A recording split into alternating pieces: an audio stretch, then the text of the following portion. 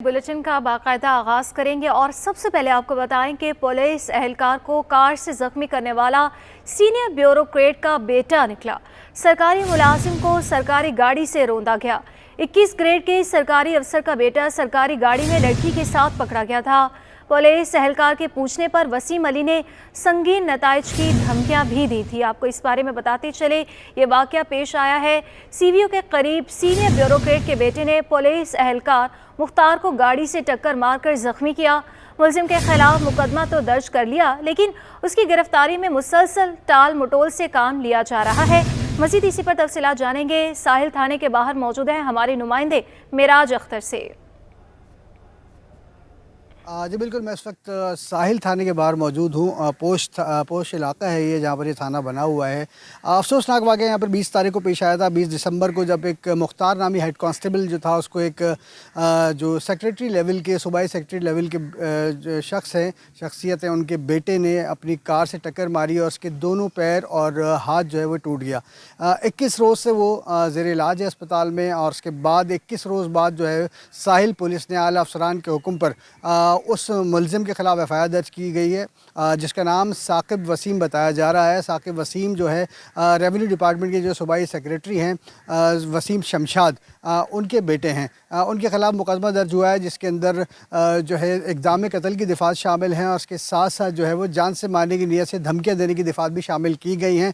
लेकिन हैरतनाक बात यह कि एक तो 21 रोज़ बाद जो है ये मुकदमा दर्ज किया गया, और उसके बाद अब भी तकरीबन 12 घंटे होने को आ रहे हैं इस मुकदमा को दर्ज हुए हुए। इस वक्त तक साहिल पुलिस ने या इन्वेस्टिगेशन पुलिस ने कोई गिरफ्तारी नहीं की है। इस हवाले से हमने एसएसपी साउथ से रब्ता किया, लेकिन वो भी अपने दफ्तर में मौजूद नहीं थे। उसके बाद हम साहिल थाने पहुँचे और साहिल थाने के अंदर जो एसआईओ है उनसे मिलने की कोशिश की, लेकिन वो भी कहीं कोर्ट गए हुए, वो भी यहाँ मौजूद नहीं थे। तो पुलिस की जानिब से कोई ऑन कैमरा हमें जो है मौक़िफ़ नहीं दिया जा रहा, और अभी तक इस हवाले से मुलजिम की गिरफ्तारी भी अमल में नहीं आई है। और वो ज़ख्मी इस वक्त मौजूद है अस्पताल में, नाज़िमाबाद के एक निजी अस्पताल में, और उसने आईजी से अपील की है कि जिन लोगों ने उसके साथ ये किया और उसकी टांगें तोड़ी, उसके हाथ तोड़े, उनके ख़िलाफ़ कानूनी कार्रवाई की जाए, उनको कानून के शिकंजे में लाया जाए। लेकिन हमें ऐसा लगता है कि वो लोग काफ़ी बाअसर हैं। ज़ाहिर सी बात है कि सूबाई सेक्रेटरी लेवल के जब उनके वालिद हैं मुलजिम के, तो वो ज़्यादा खौफज़दा नहीं हैं, और शायद पुलिस भी इसी हवाले से पसोपेश से काम ले रही है, और अब तक इस हवाले से अमल में नहीं आई है। जी, इसी पर बात करने के लिए हमारे साथ मौजूद हैं bureau chief Fahim Siddiqui. Sir, कहिएगा कि 21 रोज़ गुजरने के बाद जो है मुकदमा दर्ज किया गया है, लेकिन अभी भी मुलजिम को गिरफ्तार नहीं किया गया, क्या वजूहात बताई जा रही हैं? देखें, जब इसमें यही बात कह दी गई है कि ये 62 शख्स का बेटा है, और 62 शख्स की कौन? 21 ग्रेड का सरकारी अफसर भी वो जो कुछ अर्से कबल तक जो है मेंबर बोर्ड ऑफ रेवेन्यू था। एक ऐसा अफसर जिसके बारे में ये भी है कि वो अपने इलाके का वजीरा भी बताया जा रहा है। एक ऐसे शख्स का बेटा जो है वो कैसे गिरफ्तार हो सकता है? ये जाहिर है हमारे से एक सवाल है जो हम अपने नाज़रीन से भी पूछना चाहते हैं, और निगरान सिंध हुकूमत से भी पूछना चाहते हैं कि आखिर ये सब कुछ है क्या?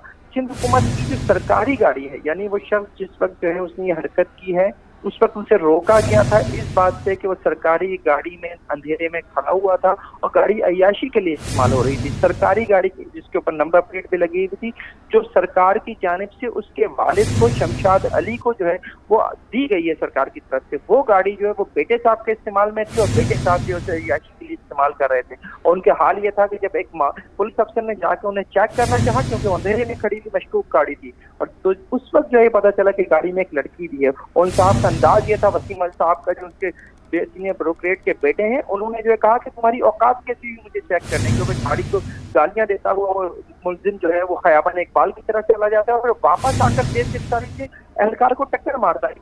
एक अजीब सा माहौल बन गया है कि किसी भी पुलिस एहलकार को, पुलिस की वर्दी को कुछ समझा ही नहीं जा रहा है। बाज़ अफराद की जानिब से इससे पहले भी इसी इलाके में, इसी पोश इलाके में जो है नोयत की एक वारदात होती है,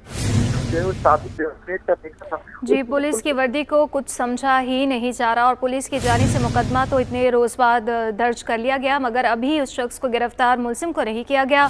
हमारे ब्यूरो चीफ फ़हीम सदीकी हमें अपडेट कर रहे थे, आपका बहुत शुक्रिया।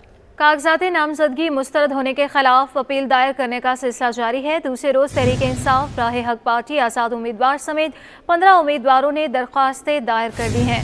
15 उम्मीदवारों ने दरख्वास्तें दायर की हैं। आपको बताएं कि कागजात नामजदगी मुस्तरद होने के खिलाफ अपीलें दायर करने का सिलसिला इस वक्त जारी है।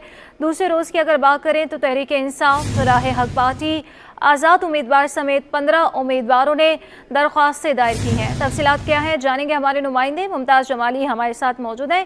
मुमताज़ बताइएगा इस हवाले से। देखिए जी, आज दूसरा रोज है जो आम इंतखाबात में जिन उम्मीदवारों के आरओ ने कागजात नामजदगी मुस्तरद किए थे उन्होंने आज ट्रिब्यूनल से रुजू किया है और ये आज दूसरा रोज है। आज मजमूई तौर पर 15 से ज्यादा उम्मीदवारों ने जो है आरओ की तस्दीक के खिलाफ ट्रिब्यूनल से रुजू किया और इलेक्शन ट्रिब्यूनल में दरख्वास्तें दायर की हैं। उनमें से तहरीक इंसाफ, राह हक, जीपीए समेत आज़ाद उम्मीदवार जो हैं वो शामिल हैं। जबकि इन तमाम दरख्वास्तदार ने मुख्तलिफ वजूहात बताई हैं अदालत में कि आरोज में जो है उनके जो नामजदगी कागजात हैं वो मुस्तरद किए हैं, जिसमें इलेक्शन ट्रिब्यूनल ने एन 241 में जो सदर पाकिस्तान आरिफ अलवी के साहबजादे अवाब अलवी ने भी जो है रिटर्निंग अफसर के खिलाफ फैसले पर आज जो है अपील दायर की है। जबकि जी 15 उम्मीदवारों की जानिब से दरख्वास्तें दायर की गई हैं। बहुत शुक्रिया मुमताज़ जमाली। अब आपको बताएंगे सेक्रेटरी महकमा बराए अक़लियती उमूर अहमद सुल्तान खोसो मुलाजमत से रिटायर्ड हो गए। सिंध हुकूमत ने सेक्रेटरी महकमा बराए अक़लियती उमूर का इजाफी चार्ज नदीमुर रहमान मेमन के सुपुर्द कर दिया। तफसीलात क्या हैं जानेंगे आज़ाद नोहड़ियों से। आज़ाद बताइएगा। जी बिल्कुल, के सीनियर सरन ब्यूरोक्रेट और 20 ग्रेड के अफसर सेक्रेटरी महकमा बराए अहमद सुल्तान खोसो मुलाजमत के खत्म होने के बाद में मुलाजमत से रिटायर हो चुके हैं।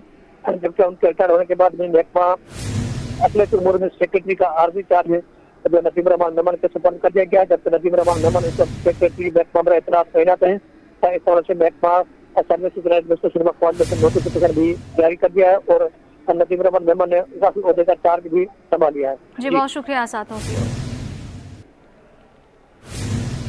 और नाज़िम मुल्क की माइशत के लिए अच्छी खबर, दिसंबर 22 के मुकाबले दिसंबर 23 में बरामदात 22% बड़े इजाफे से 2 अरब 80 करोड़ डॉलर रही है। तफसीलात जानेंगे हमारे नुमाइंदे अशरफ खान से। अशरफ बताइएगा।